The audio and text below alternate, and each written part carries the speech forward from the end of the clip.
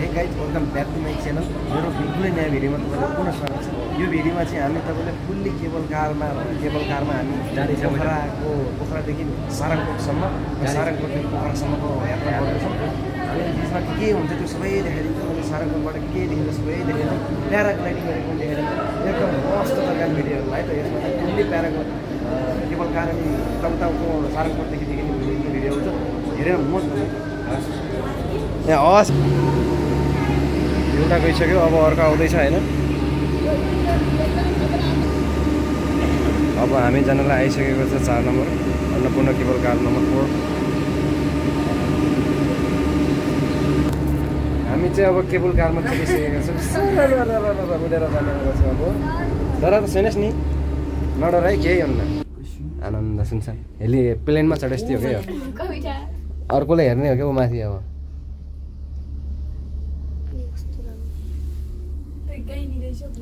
अब माथि पुगिसक्यो होला तर यो त अझै यति नजिकै देखियो नि उहाँ मनकामना जाने कस्तो छ भने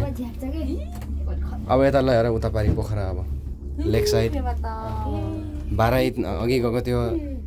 तालबाराई मन्दिर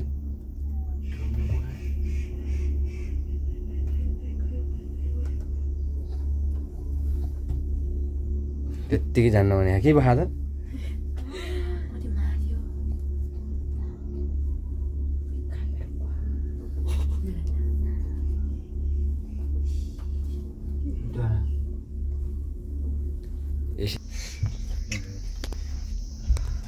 पछाडि दामी देखिन्छ पछाडि हेर न के अगाडि हेर जङ्गलतिर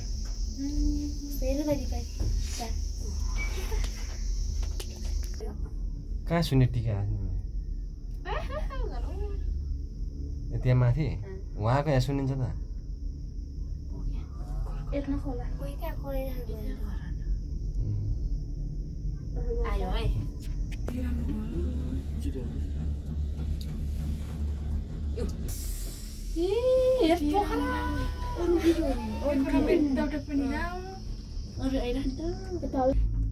कोदोहरू टिप्दैछन् तलतिर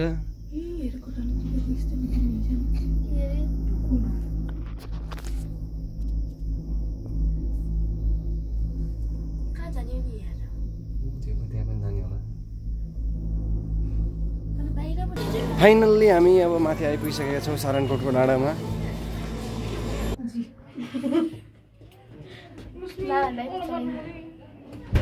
नखोल्ने किन खोल्नुहुन्छ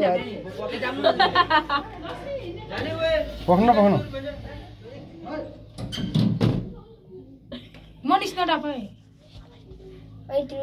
गयो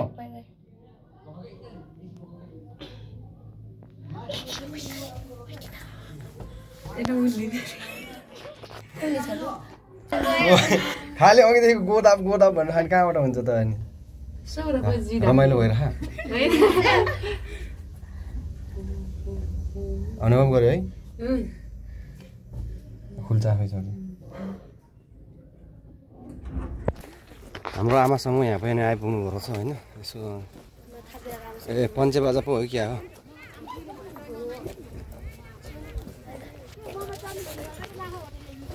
आन्टी हजुरहरू कुन ग्रुप हो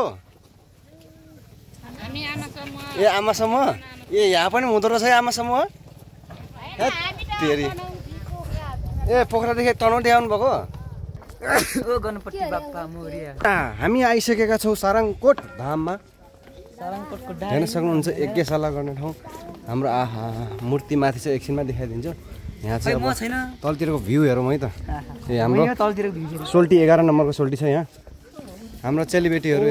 यताबाट पो रहेछ त हो अब यहाँबाट देखिन्छ दामी ए बाटो छोडो आयो आहा हा हा एउटा भिडियो लिन्छु ल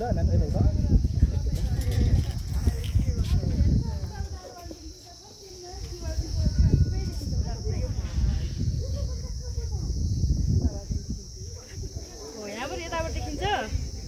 उताबाट फेरि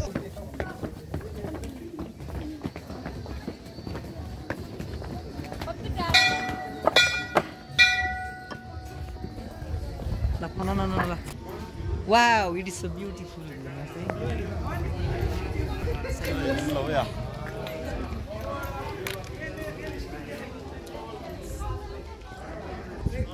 Sarangkot. धाम डाँडा होइन त धाम रहेछ आहा